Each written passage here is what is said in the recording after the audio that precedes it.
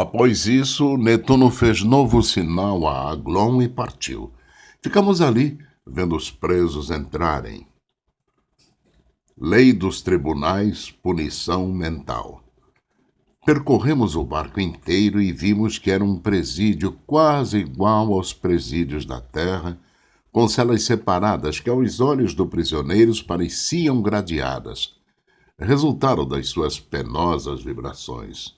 Penosas, lentas e densas vibrações. O sentimento de culpa, em alguns, permanecia-lhes fixos nos sentimentos, na memória, na mente.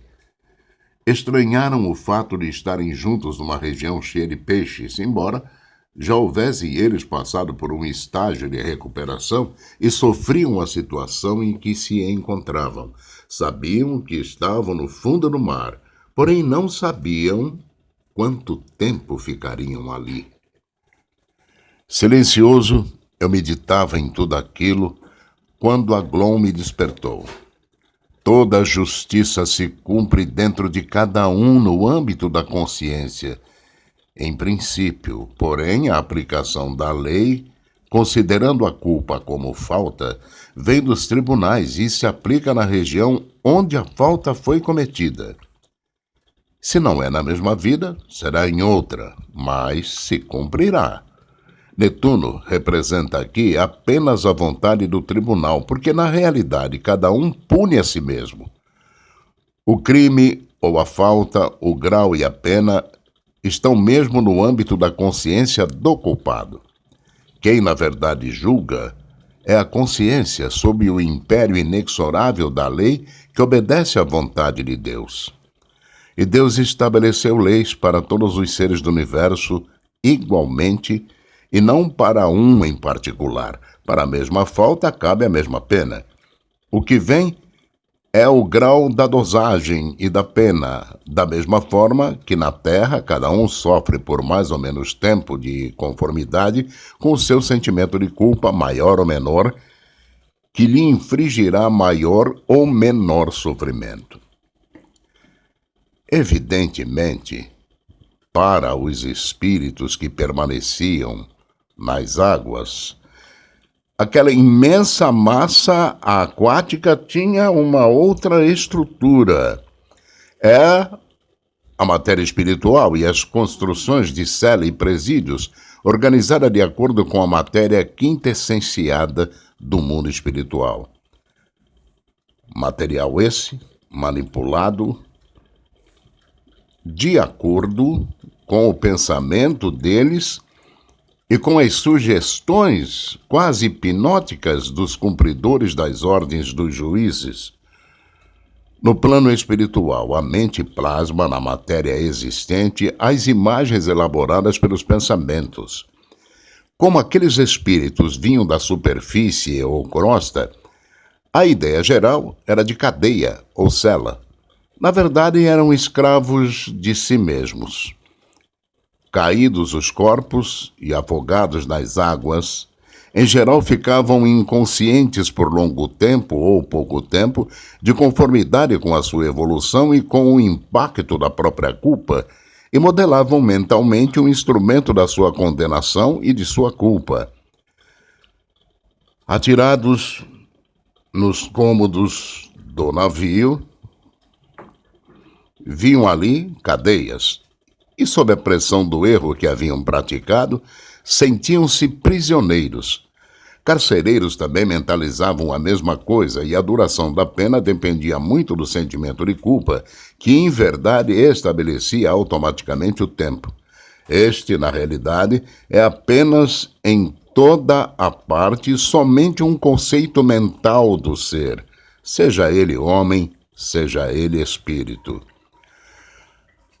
Eu meditava sobre essas coisas, lembrando-me das explanações que Orcus e a Tafon me fizeram em outras oportunidades, quando Aglon, me batendo carinhosamente no ombro, falou: Meu filho, a maioria ou quase totalidade dos homens acredita que Deus, à semelhança de um mestre-escola, premia ou castiga cada um em cada caso, e desce do sólio de sua majestade para julgar cada ato de cada um e punir pessoalmente cada pecador.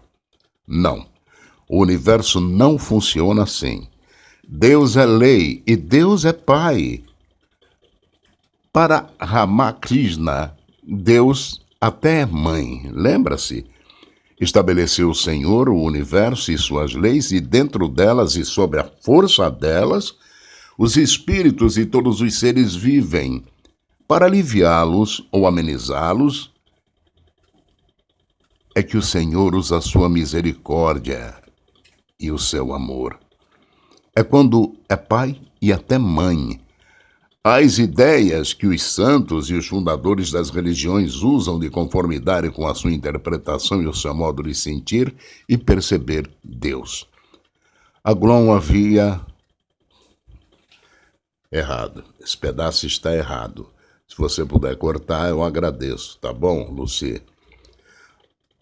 Aglon ainda abraçou-me carinhosamente e disse: vamos andando. O tempo urge. Haverá muitas prisões como esta no fundo do mar? Perguntei ao espírito.